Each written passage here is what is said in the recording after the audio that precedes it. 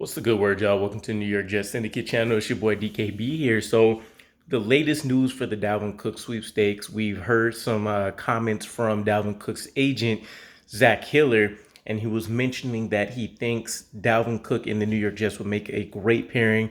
More specifically, saying he thinks it's a great situation for the Jets, as well as Dalvin Cook to kind of combine his talents with the team and what they're pursuing, which is a legit chance to go to the Super Bowl and win this season.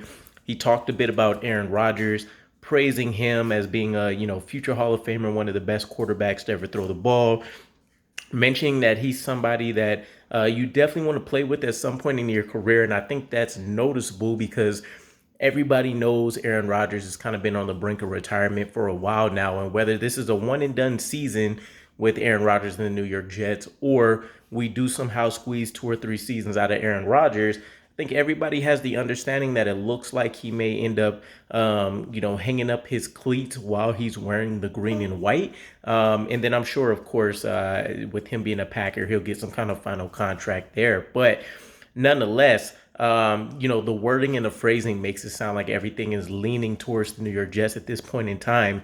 Keep in mind, we also got the reports from Pro Football Talks Mike Florio that the New York Jets are gaining momentum in whatever race this seems to be.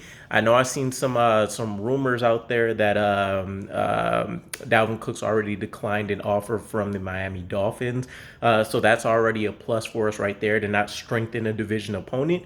And then we also had some other rumors saying that Dalvin Cook is waiting until closer to training camp to make a final decision, give his body some more time to heal and stuff like that. Of course, ideally, you would probably want him to be signed sooner than then, but I don't think the coaching staff is just going to drop off, a playbook or anything by then anyway. So between him being a vet, him kind of being a perfect fit for the offensive scheme, I don't think it'll be too much of playing catch up with a guy like him.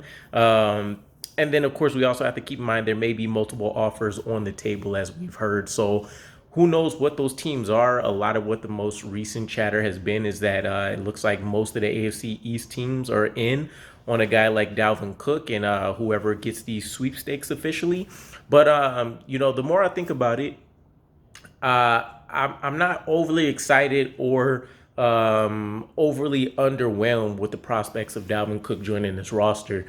If Breece Hall's 100% healthy and we still have a Dalvin Cook, great. We have a strong 1-2 punch, ideally. If Dalvin Cook indeed hasn't taken a step back, if Breece Hall isn't injured, then we're talking about great insurance in terms of having a running back one. And regardless of the statistics and the metrics that say that he's taken a step back, still a guy that's, he's put up over 1,100 yards. We've seen him produce in the receiving game as well as get into the end zone with 8 touchdowns. So,